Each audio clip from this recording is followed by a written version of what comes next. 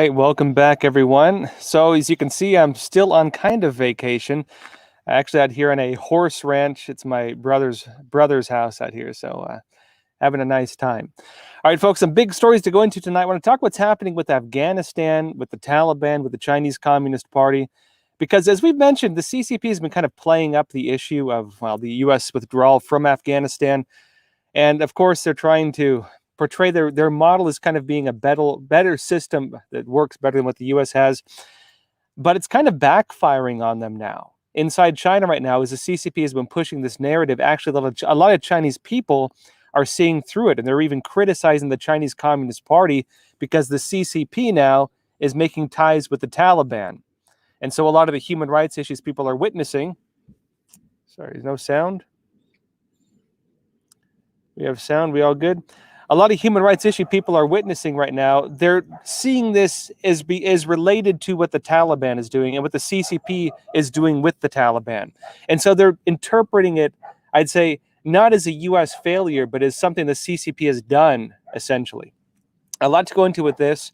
Also, the Afghan evacuations efforts have become an international issue, no longer just a U.S. issue. Be explaining some of this as well. Folks, that said, a few quick notes. First of all, the Dark Origins of Communism series. We have the second episode out now, so be sure to check it out. I'll show you a quick trailer of what we're working on with that. It's going to be on Epoch TV exclusively, currently out now. I'll show you real quick right now. Communism is a belief in the destruction of belief. It destroys religion wherever it goes. So who is the unholy father of communism? François-Noël Gracchus-Babeuf. The French Revolution would be remembered for its unjust bloodshed, killing over 300,000 people. It was a period known as the Reign of Terror. All right, so that is currently out right now. Again, I've been wanting to do this. I've been wanting to do this series on communism for a long time. That really takes the argument of what communism is beyond just the economics argument, because I would say a lot of people make the mistake of understanding communism as just an economic system. And if you talk to a lot of younger people these days, you ask them what socialism is, they'll say, "Oh, it's sharing."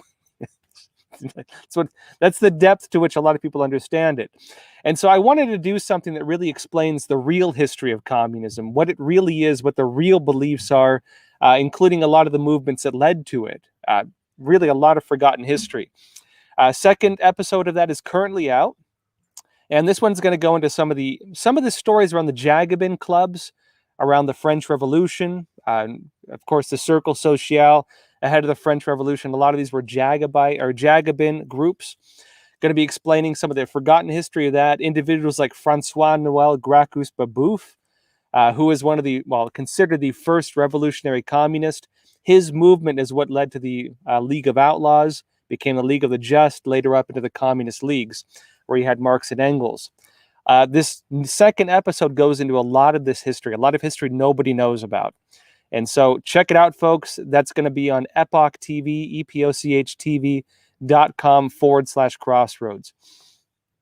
All right, that said, folks, another quick update too. The next live Q&A this coming Tuesday, we're going to be broadcasting it a bit early. So it's going to be 7:30 p.m. Eastern Time instead of 10:30 p.m. Eastern Time. And for that, we're going to be doing a special episode. We're going to have a few different guests, including Gordon Cheng, talking about the Chinese Communist Party, their cyber attacks, the whole cyber issue, and what's really behind it. A lot of information, again, trying to take this argument around cyber attacks beyond just the argument of strictly cyber. What does cyber mean? So tune in again, 7:30 p.m. Eastern Time, August 24th. That's this coming Tuesday. And again, that's going to replace the normal 10:30 p.m. Eastern Time live Q&A that we do. So see you folks then for the next episode. That said, let's jump into the first stories for the night. And as always, it's wonderful seeing you all here. Yeah, Earth Strong, thank you. Granby Aaron, he said, awesome. Yeah, it's going to be good stuff. Yeah, Chef Kim, he said, it's all about control. Yeah, when it comes to a lot of this, that's definitely the case. Chinese Communist Party, communism in general, just the case. Ace Crook, he said, do you do your own gardening? So quick note again, I'm on a pseudo vacation. I'm still, of course, doing the live Q&As, but I'm actually visiting family in California right now. I'm at my brother's place right now, which is why you see the background a little different. He lives on a horse ranch. You can't see it, but behind the camera on the other side, you have horses and llamas and all that stuff. So it's very nice out here. All right, folks, that said, let's jump into the first stories for the night. I want to talk first about what's happening with, well, Afghanistan and the Chinese Communist Party, especially the Taliban. It says here, Beijing continues to capitalize on U.S. withdrawal from Afghanistan for propaganda campaign. And it says here, China Foreign Ministry spokesperson Hua Chunying said the United States withdrawal from Afghanistan was a laughing stock during a daily press conference on August 19th. This was as part of Beijing's propaganda campaign to leverage the crisis to attack the United States. But here's the important part with this. Another story here goes into it. It says here, Chinese regime's whitewashing of Taliban sparks backlash at home. And this is where they've gotten themselves in kind of a catch-22. By criticizing the United States for withdrawing from Afghanistan while the country falls into chaos, while you see images of Afghan women handing their babies over barbed wire fence to Allied troops, while you watch the Taliban killing people, shooting people, going door to door, looking for enemies of the system, seizing people's guns. All of this is what's making the U.S. look bad. The Chinese Communist Party put their bets on the idea that they could capitalize on this. Look at how bad the Taliban is. Look at how the U.S. failed everybody, and pretty much trumping the whole thing up. But the Chinese Communist Party is sided with the Taliban, right? And so as the Chinese Communist Party has sided with the Taliban, the terrorist organization, carrying out these brutalities that it's trying to pin on the United States, people are pointing to it in China and saying, wait a second, you're saying this is the U.S. fault, but we're sided with the bad guys. And so this is where it's blowing up in the face of the Chinese Communist Party. Let's go into what's happening with this. It says here, Chinese regime's whitewashing of the Taliban sparks backlash at home. And it says the Chinese regime's warm portrayal of the Taliban, whitewashing its violent history and repression of women, has been met with backlash domestically. As the Taliban quickly seized power in Afghanistan this past week, stunning U.S. forces who were due to withdraw by month's end, Chinese officials and state-run media have embraced the militant group's return to rule, while seizing the crisis to excoriate the United States. It says Chinese Foreign Ministry spokespersons in the past days have called the Taliban, the CCP is trying to defend the Taliban, they've called the Taliban the will and choice of the Afghan people. Right? And they said the regime would be more clear-headed and more rational than it was in power last time. Keep in mind the Taliban was previously in power. They were, of course, ousted by U.S. and allied forces during the war in Afghanistan. The Chinese Communist Party was technically part of that group of nations joining the U.S. coalition to fight back against them, but the whole time they were mining resources and trying to, make ties with the Taliban while the rest of the world is fighting terrorism. So let's go into a bit more. It says here, state media also went into overdrive, pushing propaganda supportive of the Taliban's rise, but its efforts were not all successful. People's Daily, one of the main voices of the Chinese Communist Party, this is the Chinese Communist Party's official mouthpiece, on Monday, posted a brief video explaining the history of the Taliban, without mentioning its ties to terrorism. They're talking about the history of the Taliban, but not explaining that it's a terrorist organization. The post was taken down. They actually removed this post within 4 hours because it was being heavily ridiculed by Chinese netizens. Chinese netizens weren't having it. Now, it says the 60-second video, originally made by Chinese state broadcaster CCTV, which is their main state-run news agency, and has been since deleted as well, said the group was born during Afghanistan's civil war and formed mostly by students from refugee camps. Its expansion was, they claim, thanks to the support of Afghanistan's poor, the clip said. And the video said that the September 11th attack, again, the terrorist attack in the U.S., was the turning point for the Taliban regime, with the United States overthrowing it from power, starting a 20-year war. Now, the CCP's media did not state the reason for the United States intervention. They don't say why the U.S. Intervened in Afghanistan, right? They don't say why it did it. Before the video was deleted, the post rose to number 5 in top Weibo searches. Weibo is like the main chat social media platform of Chinese people. And China's kind of like China's Twitter-ish, right? Kind of like Twitter in China. After drawing a fiery backlash from Chinese netizens, some question why the video omitted the Taliban's violent past, such as its destroying the famed Bamiyan Buddhas, beheading people on the street, and severe restrictions on women. And so, this ties into the broader issue we're watching here. Basically, again, the Chinese Communist Party is trying to make the United States look bad. They're saying that the U.S. withdrawal from Afghanistan is making the U.S. look bad because it's a failure of U.S. policy. That's how they're framing it, right? The imagery, again, of people being, shootings, people fleeing, people running for their lives, people trying to cling to aircraft as the aircraft take off and falling to their deaths, people trying to get on these U.S. planes. All of this, to an extent, is making the U.S. look bad because the hasty U.S. withdrawal is leading to this chaos. But people are acting like that because they are afraid of the Taliban. They're acting like that because they would rather come to the United States, of course, than live under the Taliban. And their desperate attempts to flee the countries are because they want to come to the United States, not stay in Afghanistan. That's what we're watching. Now, those atrocities, these violent acts, and what people are afraid of doing, they're afraid of what's going to happen to them, that's what people are trying to run from. And the organization that is doing that is the organization the Chinese Communist Party is siding with. The organization the CCP is being partnered with right now, the Taliban, is the one carrying out these brutalities. And so as the CCP tries to pull this double narrative of saying, this is the U.S., this is America's fault, while the people, people watch this violence and this chaos, that's the U.S. fault, that's what they're saying. But at the same time, siding and defending the organizations carrying out the crimes, carrying out the violence. And they can't have it both ways. The CCP can't criticize the U.S. for allowing these things to happen while at the same time partnering and allying themselves with the terrorist organization carrying out the brutality. And this is where they are right now. This is where the failing narrative of the CCP is right now. All right, folks, that said, I mentioned a few times before, we're still totally demonetized by YouTube. We tried to get our monetization back. We still don't have advertisements. We still don't have Super Chat. And so here we are still. It's getting a bit dark out. I forgot it gets dark out here so quick.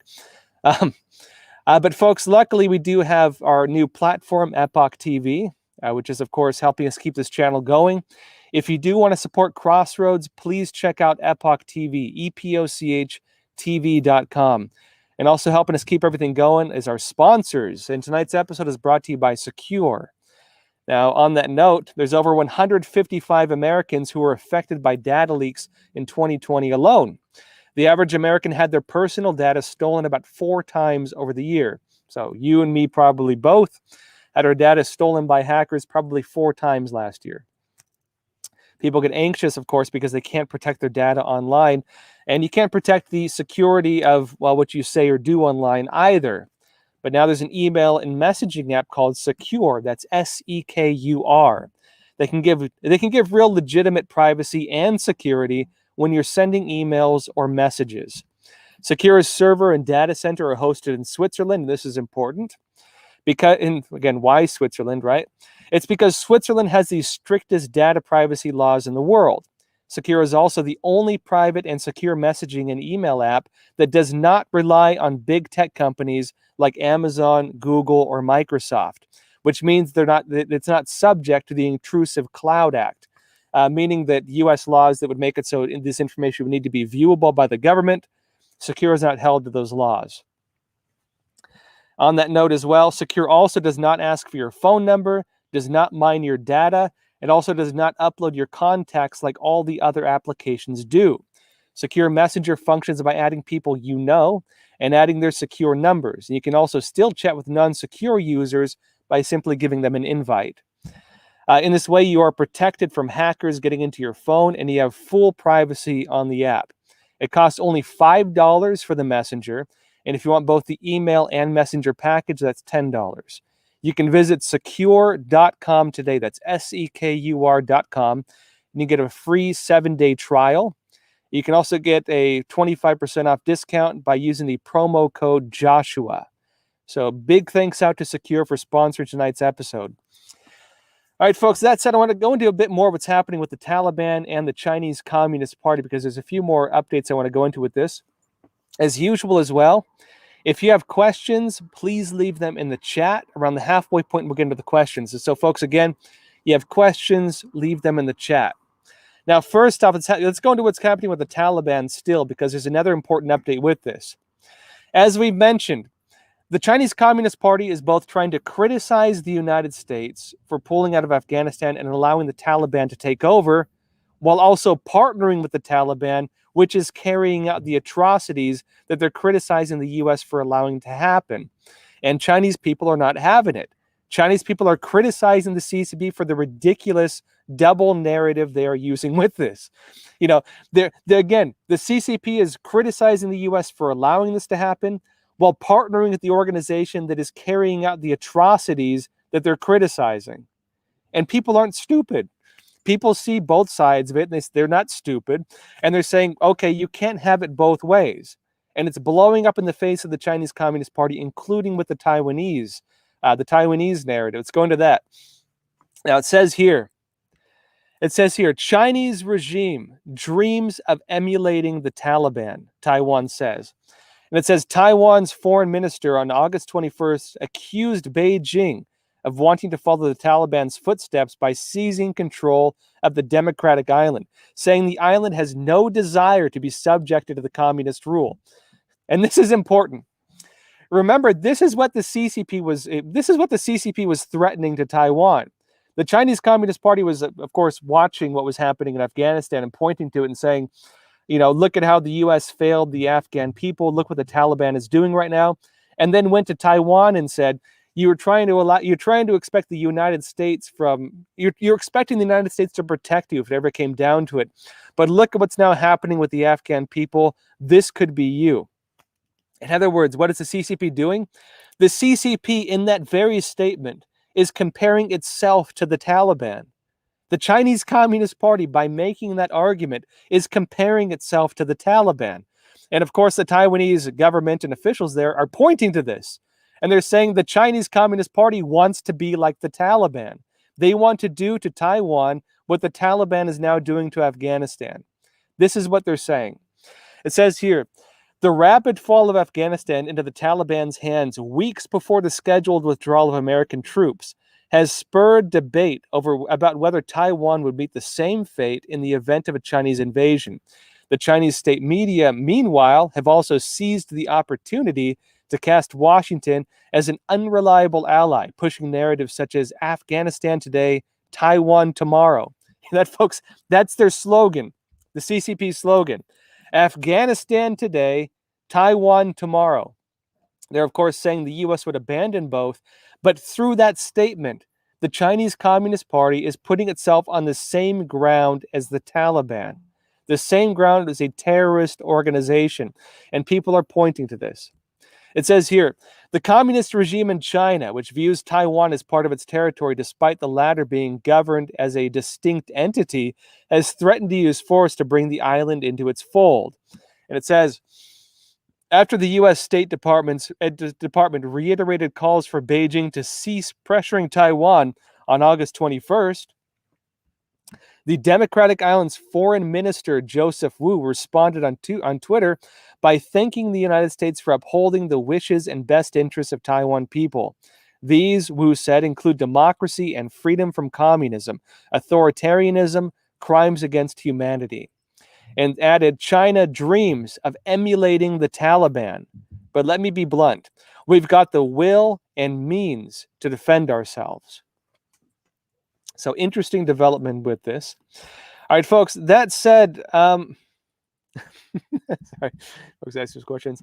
That said, folks, again, around the halfway point, I'll be going into some questions. So if you do have questions, leave them in the chat. We'll try to get to them. It's getting dark here. I forget how dark it gets outside New York. But again, I have some good light here, so we're all good. One more point I want to go into with this whole issue with the Chinese Communist Party and what it's doing. Another interesting thing is, as the CCP ironically is putting itself on the same ground as the Taliban, as the Chinese Communist Party is comparing itself, I think unintentionally, to the Taliban, and as the CCP is warning Taiwan that it could end up in the same state as the Afghan people because the United States may abandon it in terms of defense, standing up to defend it if an invasion were to take place by the Chinese Communist Party, not really putting two and two together that, hey, by saying that, we're comparing ourselves to a terrorist organization. As this happens, the Chinese Communist Party is also increasing its abuses of Muslim Uyghurs in China. And this is something very important, too, as it relates to some of the CCP's other narratives, which we'll go into in just a bit. It says here, there are checkpoints at every corner. This is a quote from a Chinese trucker describing the expanding surveillance systems in Xinjiang, also called East Turkestan. This is where you have the Muslim Uyghurs in China. It says here, a Chinese fuel tank truck driver described his experiences in delivering fuel to Xinjiang as a lifetime hardship. And he vowed, regardless, I will never go to Xinjiang again. This is Lu Ming, which is a pseudonym because we can't use his real name, is a truck driver from Shandong, a coastal province in eastern China. In a recent interview with the Epoch Times, he recounted his trip to a Xinjiang military base. He says this, when you enter Xinjiang, there are checkpoints at every corner. Armed police are stationed at every school, government unit, and gate. And he said as well, he described how every gas station is encircled by a barbed wire fence like a prison, and people need to swipe their ID cards to buy gas. In the northwest region of Xinjiang, which is again where this is, the Chinese Communist regime has enacted a vast system of repression and surveillance directed at the region's ethnic Turkic Muslim inhabitants, and what the United States and other Western countries have labeled a genocide, meaning as the CCP is partnering with the Taliban, the Chinese Communist Party is carrying out a genocide against Muslims. Now it says here, more than 1 million Uyghurs and other Muslim minorities have been detained in a network of internment camps. In other words, the CCP has like a Gulag archipelago type system or concentration camp type system targeting Muslims in East Turkestan, also called Xinjiang, while trying to partner with the Taliban and pretending like the CCP is friends to these same types of groups. Now it says here, and again, the people, those outside the camps are also subject to near total surveillance carried out through an array of checkpoints, CCTV cameras, and police monitoring. That's what the CCP is doing to the Muslims in China, while also trying to partner with the Taliban, while also trying to maintain relations with Iran. And keep in mind, the Iranians do not like the Taliban to a very large extent. Because, all right, folks, long bit of history here. Keep in mind, the Mujahideen were CIA and US backed. The Mujahideen became the Taliban. The Mujahideen were fighting against the Soviets and against the Iranians. The Mujahideen and the Taliban attacked the Iranian embassy and killed them. And there were recordings broadcasted in Iran of the embassy staff being killed as the Taliban went in there. The Taliban was framed for a very long time as enemies of Iran. And the Chinese Communist Party is trying to be friends with both Iran and with the Taliban while carrying out a genocide of Muslims in China. And this is the weird place the CCP has put itself in.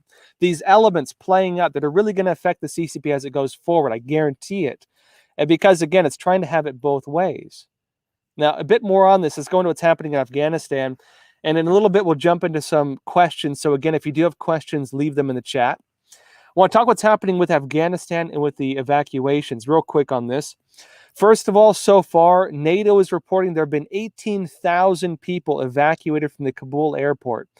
Afghanistan evacuees do not need negative COVID-19 tests, according to the State Department, which, frankly, I think, we could say it's hypocrisy in some regards that Americans right now are being asked to have vaccine mandates and all these different things.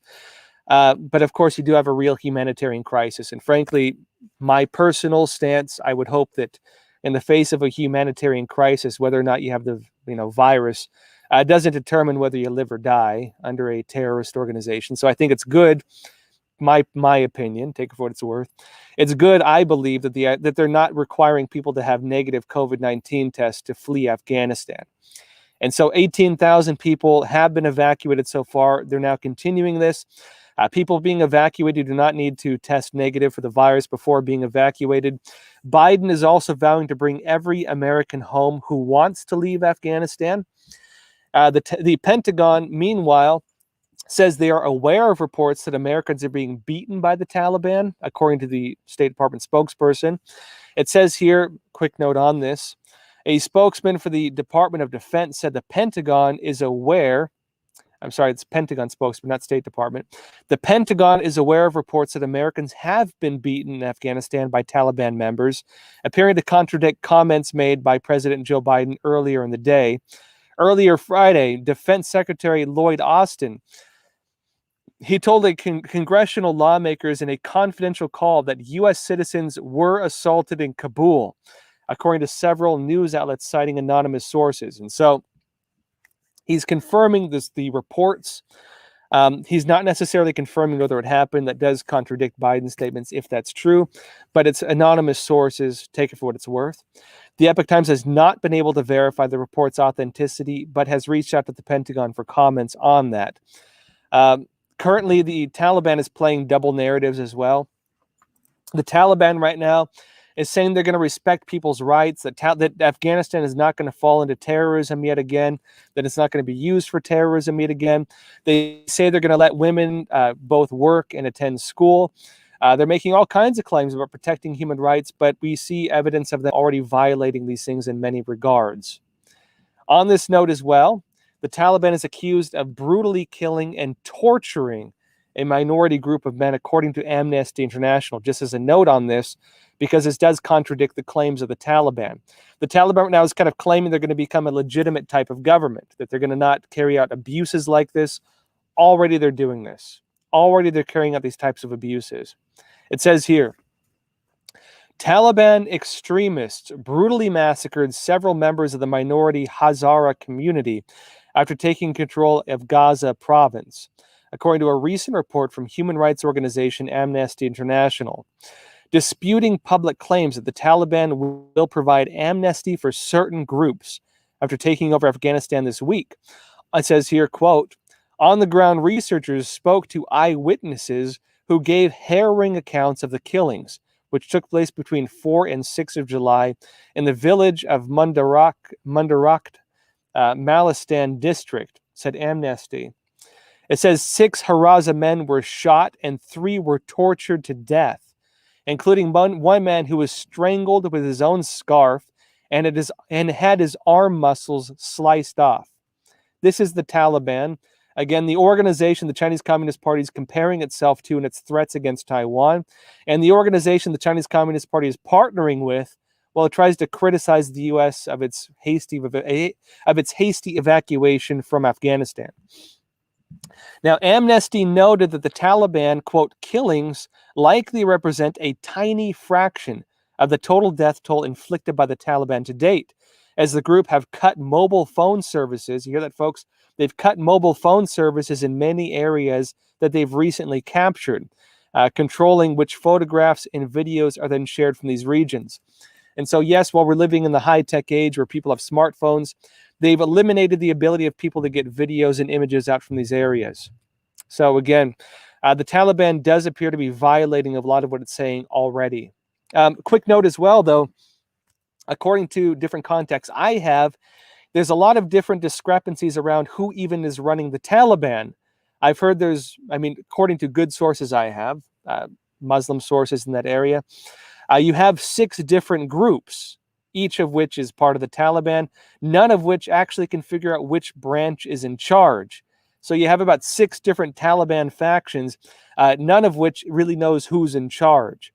And so while you have these official spokespersons who are kind of recognized as having that role and who the CCP is trying to work with, right? Even they themselves can't figure out who's in charge. And so while you're hearing reports about the Taliban maybe becoming more legitimate, the Taliban not carrying out atrocities, the Taliban making all these promises about respecting human rights, even they themselves don't know who's in charge. And so you do have groups carrying these things out because there's no real order to it. There's no strict order to it. And so watch what's happening now. Yes, you know, the U.S. did hastily pull out. It's looking now like the U.S. is going to stay in Afghanistan for much longer than planned. The Biden administration is saying that we're going to stay there until every American is evacuated who wants to be evacuated. A couple more notes on this. The Taliban, meanwhile, is threatening the United States, saying the U.S. has to get all troops out of the country before September 11th, coming up very quickly. And the U.S. has now brought at least 6,000 troops into the country to help these evacuations. And on that note as well, this is becoming an international issue. A couple quick notes on this. The Biden administration is activating emergency civil reserve air fleet for Afghanistan evacuations, meaning that they're bringing in more forces, civilian forces, to help these evacuations. Germany is joining in. They've now sent helicopters to join the Kabul airlifts, with nearly 2,000 people so far evacuated by Germany. Greece is erecting structures, a steel wall, along its Turkish border over Afghan migration fears, because they believe people may try to flee the country, trying to go over land. And so you do have some of the neighboring countries in the area putting up barriers now, Greece, for example, doing that. That's currently where things are at, folks. I'll be giving a lot more updates on this as we get more information. That's where things are at currently. All right, that said, if you have questions, again, leave them in the chat. We'll try to get to them. And folks, I mentioned before as well, we're totally demonetized by YouTube. But if you want to support Crossroads, please go to Epoch TV. That's epochtv.com/Crossroads. You can find the link to that in the description and also in the comments. Now, if you go there as well, you can check. It's, of course, a subscription service, but you can get a free trial. All you need is an email. We have a lot of documentaries there, some good stuff coming up. You can watch the recent one I did, which was America Rewritten. You can also watch the new one we're doing right now, which is a series, like 10-minute, 7-minute episodes, roughly, which is going to be explaining the history of communism and of, well, the global movements a lot of people don't even know about.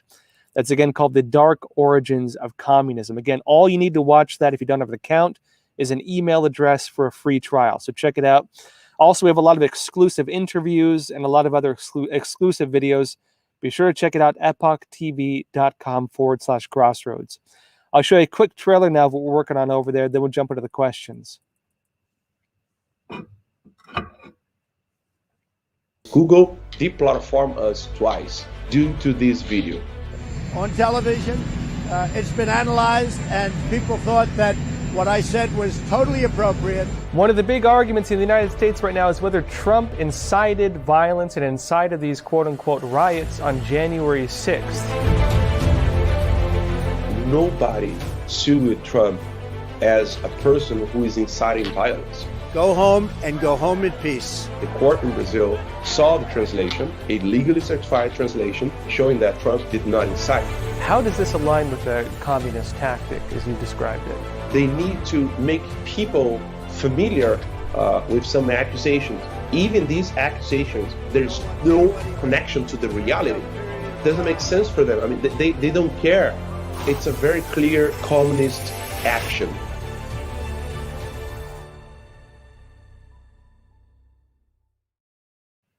All right, folks. So that's an interview with Alan dos Santos. He's the head of Terceira Livre, which is one of the biggest, the biggest independent media in Brazil. Interesting note on that. So basically what happened was they published a video of Trump's speech after the July 6th incident, where Trump came out and gave a speech.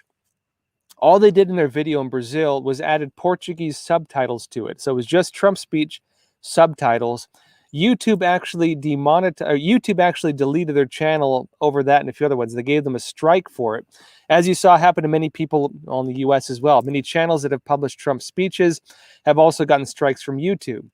YouTube deleted this entire Brazilian news channel over this whole thing. And then they sued the Brazilians, this channel, the head of it, sued Google because Google runs YouTube. And a Brazilian court actually ruled in favor of Terceira Livre. It's actually very interesting. Basically, not only did the court rule against Google, but they also claimed in their ruling, because they had to review Trump's speech, They reviewed Trump's speech and determined through their review that Trump did not incite violence in that speech. And so that's an external, outside of U.S. politics, outside of the U.S. system, assessment on that, which was very interesting. And keep in mind, a lot of the courts in Brazil are not conservative by U.S. standards by any means. So it's kind of a nonpartisan take on the content of his speech when divorced from what's happening in the United States. The other big thing is the Brazilian court determined as well that it's the duty and necessity of news journalists to be able to report the news. And if channels can't post videos to show context of information, that it's damaging the ability of people to report news, essentially. And so they actually ordered Google to uncensor the channel. They're still in some legal battles over it, trying to get it uncensored all over the place. But you can check out that interview on Epoch TV explaining the whole situation because it's actually very interesting.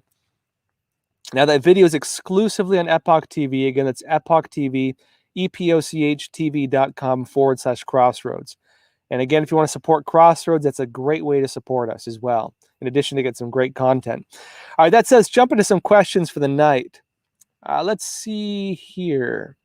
So first off is from C.C. Henniger. He said, "Hi, Josh. Since this has never happened before, what is the procedure for a court-martial of a U.S. president? Is that initiated by the military or Congress? Same question for General Miley." I have heard rumors about people talking about the idea that the military is going to launch a coup or whatever else. I haven't seen any verifiable evidence on this. I have heard rumors. I haven't seen anything to verify it. Typically, for the military to court-martial a president, I don't know if they have the jurisdiction to do that because the military, the president is the commander-in-chief, and so they can't even criticize the president, let alone do something like that on their own will, unless there was some, I don't know, maybe they have other laws that could do it, not that I know of. I don't think there's a process for that currently. Congress, the legislative branch of our government, can impeach a president. They can go through the impeachment process. They tried doing it to Trump twice. The House voted to impeach. The Senate tossed it out, and that's where it was. When it comes to powers like this, that's essentially where it's at. I have heard rumors around this. I have not seen evidence that that would make it solid enough for me to make an assessment on this. Next question is from Bruce Dowdy. He said, question, the Supreme Court recently ruled against ballot harvesting. Will that make any changes in election going forward? Well, if the Supreme Court could overturn ballot harvesting across the whole U.S., that would make a big difference. But a lot of times ballot harvesting, it's controversial because the Democrats tend to do it while Republicans tend to not do it. All Republicans have to do is start doing it as well. Basically, this means that people can go around and harvest ballots, essentially collect ballots from people who may not want to get their votes in otherwise. And you can get a lot more votes by doing it.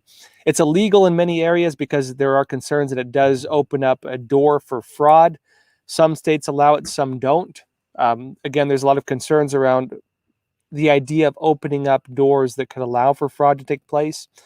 But really, with Trump now getting active with community organizing, things like this, I think that if it is made legal to do ballot harvesting, personally, I see Republicans doing it just as much as Democrats in the upcoming election. If the Supreme Court rules against it and makes it so you can't do it, then that's one less issue that people are concerned about, that they believe could open the doors for potential fraud that's going to be closed. And we'll have to see what that means for the upcoming elections in 2022. Another question here is from School the World. You said, are they vetting these foreigners coming over here from Afghanistan? As far as I know, they are not vetting them, which does raise some concerns that you may have some fighting age men looking to infiltrate the United States or the West. Now, the State Department, other branches of our government are warning about, more like the Department of Defense, they are warning about the potential of domestic terrorism and of a new terror threat, especially in light of the Taliban taking over Afghanistan, the Taliban being a recognized terror organization. Now, if they are taking over Afghanistan, that means one of two things that when it comes to terror threats. Historically, the Taliban was more of a localized terror organization, but because they do have close ties with both Al-Qaeda, going back pretty far. And with ISIS more recently, because ISIS, of course, had a huge ideological impact on terrorist factions, many of whom had to choose between siding with the older Al-Qaeda or with the newer ISIS. It meant that a lot of the elements within the Taliban were likely radicalized one way or the other between these two international terrorist factions, meaning that they now have this broader ideology of international terrorism that can, of course, be used, especially as the Taliban becomes a recognized government. The US is recognizing them to some extent.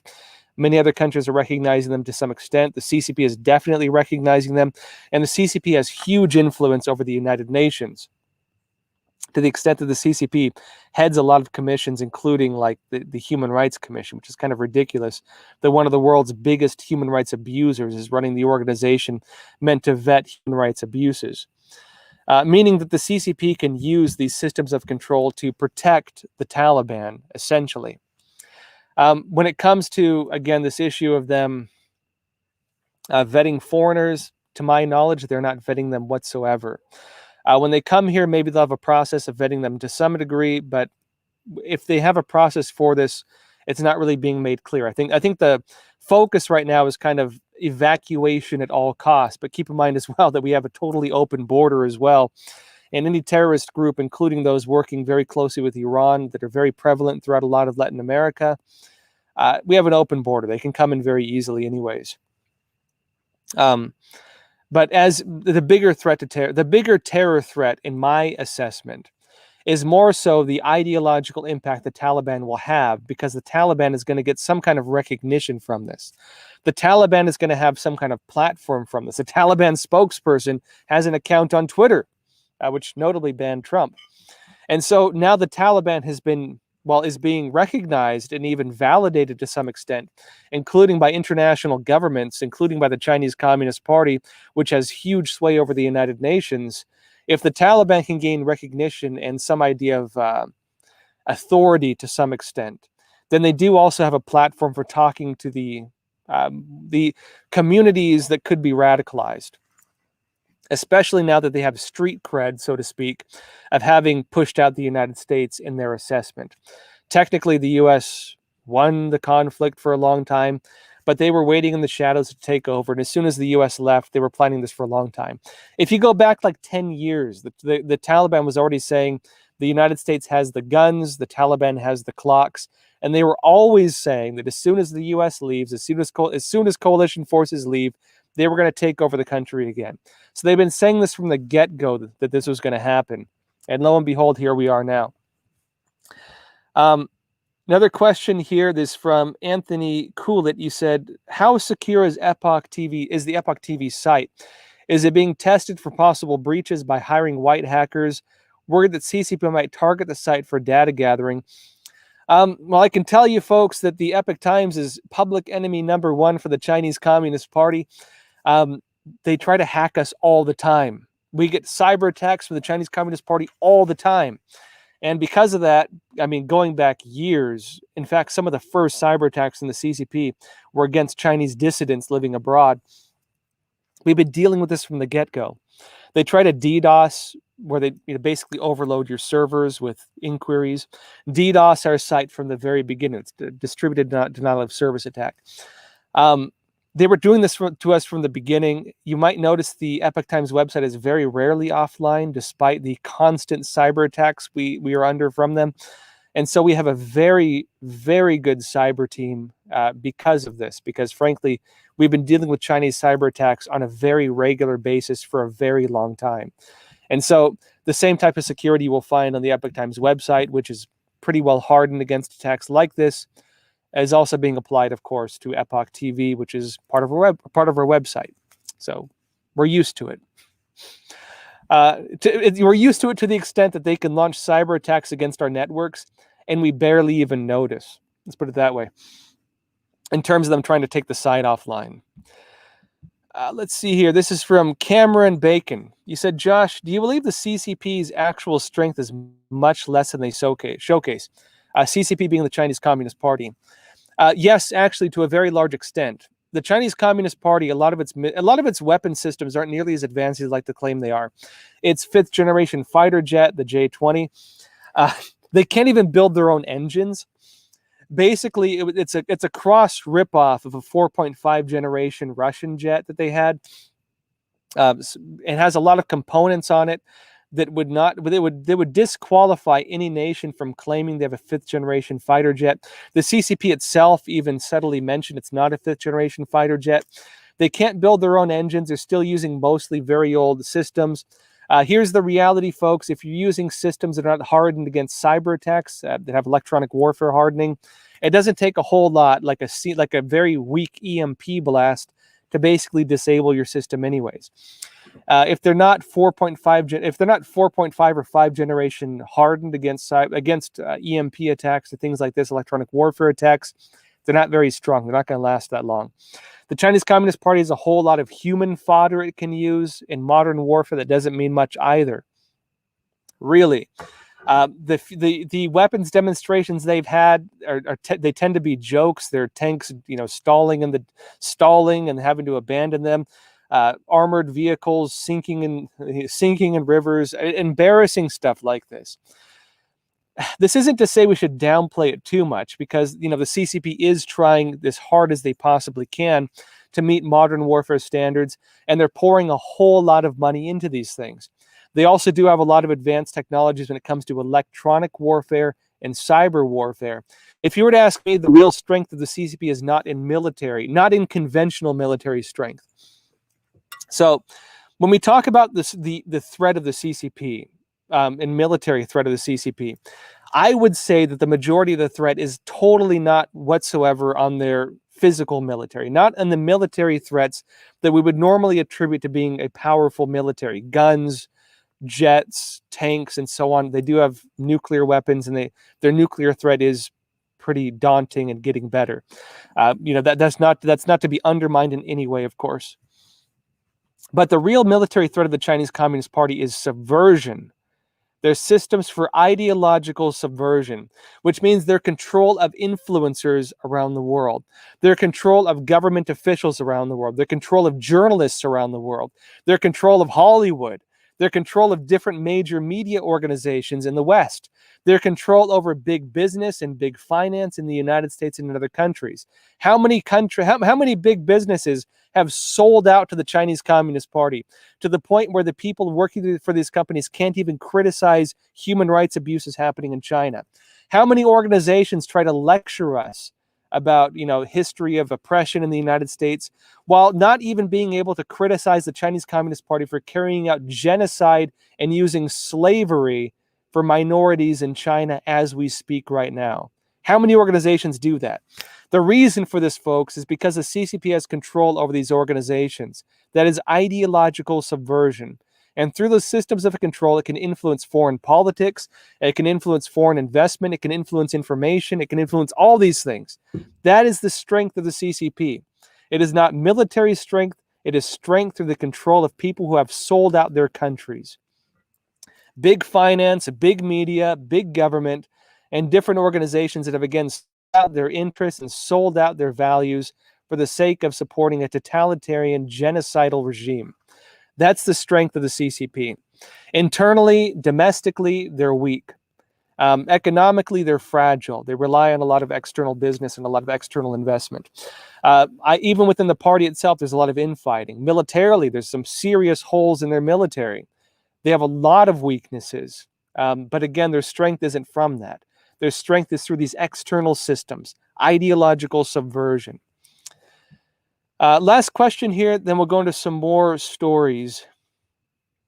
Let's see. This is from MDR FKN Princess. You said, question, is there a way for the U.S. people to get enough signatures to impeach Biden, Harris, Pelosi, anyone that goes against constitutional rights like we did in California? Can we do that federally? Not to my knowledge. You might be able to, I need to look into this a bit more. I think, and I've been told there's a process you can do it for people who are legislators, meaning senators or Congress members. when it comes to president and vice president, that needs to go through the legislative branch of our government, much like they tried to impeach Trump. They have, Article 25. They have different ways of doing this, but the ability to do it on just with you and me is not very good unless you can change your elected officials. And your elected officials want to impeach them because your elected officials are your representatives. We have a representative democracy in the United States. This is important. We're not direct democracy. America has never been direct democracy. We hopefully never will be direct democracy. The founders of our government have always been enemies. They've never liked direct democracy, meaning we're a representative democracy, i.e. a republic, and a constitutional republic at that. You elect your representatives. That's your local Congress members. That's your senators. That's your House members. We elect them. They represent us, and they're the ones who can go and impeach a president if they so choose. And so that would need to be done through elected officials. They are saying right now, Republicans are saying right now, they want to try to impeach Biden over this, depending on how the situation develops. We'll have to see how it goes. If that happens, Kamala Harris becomes president. Nancy Pelosi becomes vice president, essentially. All right, folks, let's jump into some more stories for tonight. I want to talk what's happening with the vaccine mandates and where things are at with the virus. Now, first story here. I get this. This is important because it's happening in Israel right now. Israel was basically the model internationally for the vaccines. In terms of numbers of the percentage of the population getting the vaccine, Israel was the international model for kind of the working system of getting people vaccinated and reopening. What's happening now?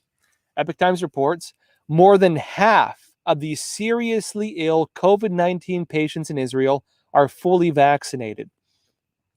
Now, one of the arguments early on was that, you have this new outbreak in Israel.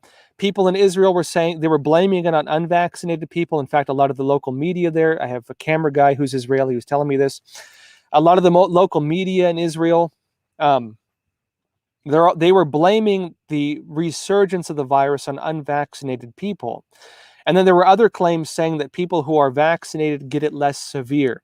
That if you're vaccinated, you don't really need to be hospitalized. There's much less of a threat. But now in Israel, we're seeing the opposite. They're saying now that more than half of the people who are seriously ill with COVID-19 in Israel are fully vaccinated. It says here, in Israel's COVID-19 wards, nearly 60% of the country's 514 patients, and it's a small country, who are currently hospitalized with severe or critical CCP virus symptoms are fully vaccinated. This is according to an August 16th report. It says the figures were reported as doctors are continually learning which vaccinated patients are most vulnerable to severe illness, amid growing concerns about instances of COVID-19 vaccines providing less protection against the worst forms of the disease. Now, briefly as well, the Reverend Jesse Jackson has now been hospitalized with COVID-19 after he was fully vaccinated. Texas Governor Greg Abbott has tested negative now for COVID-19.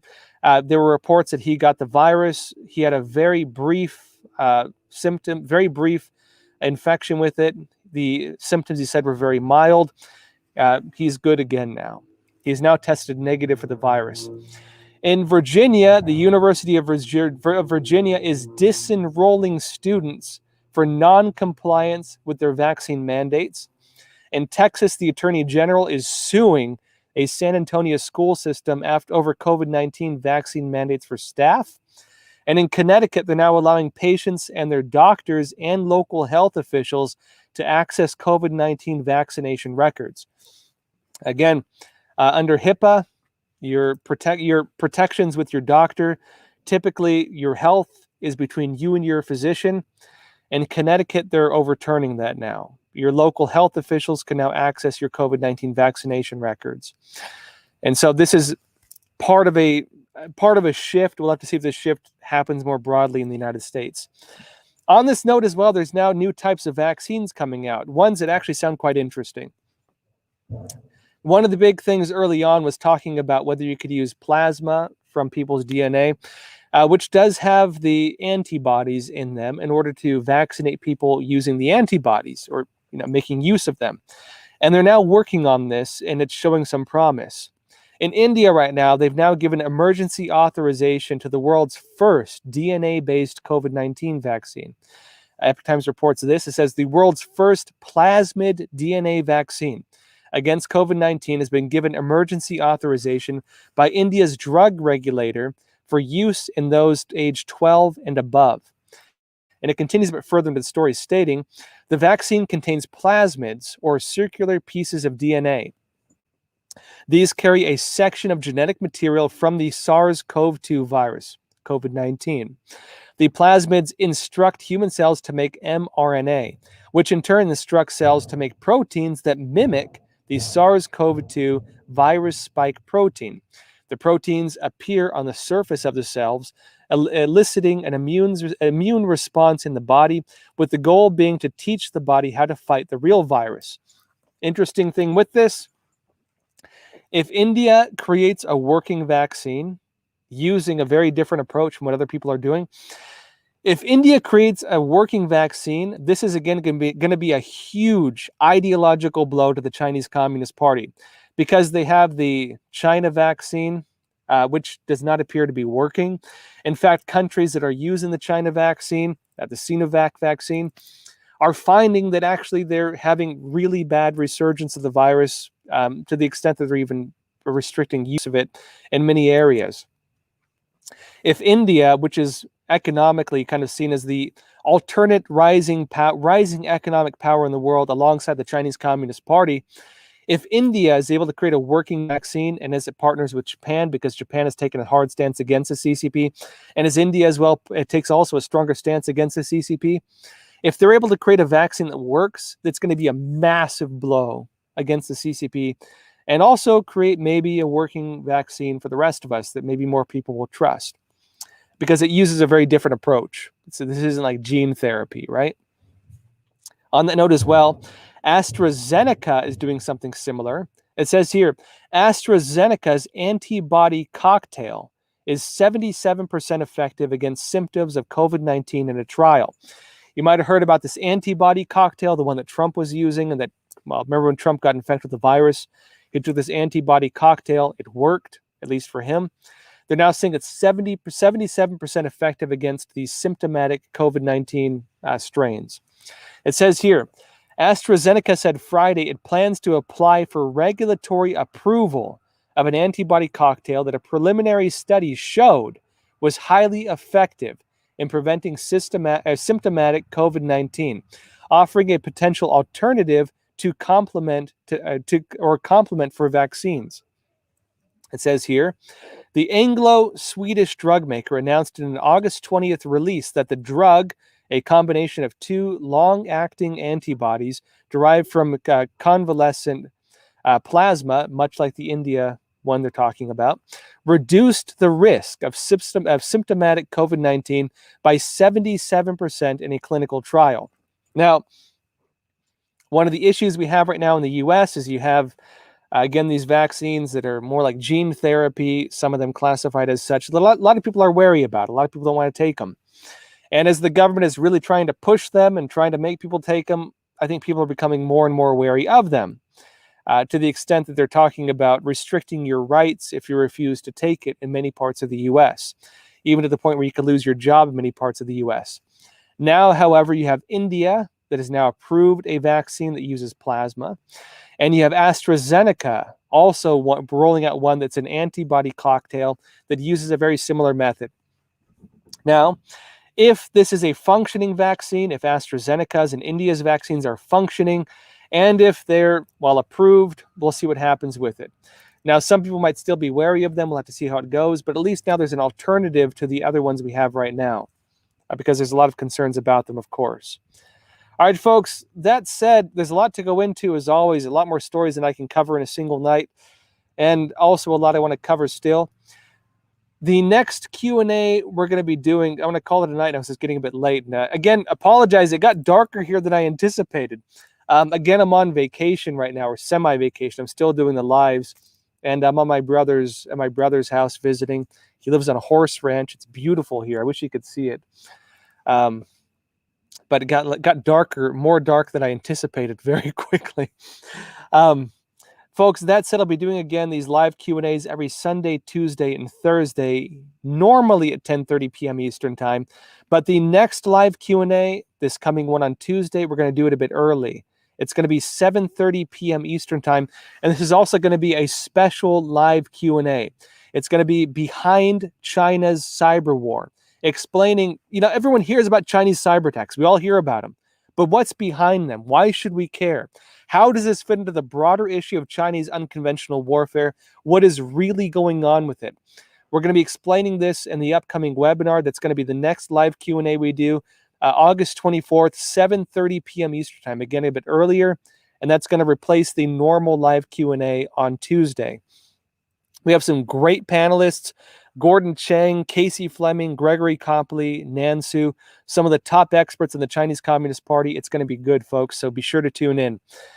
That said as well, if you want to support Crossroads, please be sure to check out Epoch TV. That's epochtv.com/Crossroads.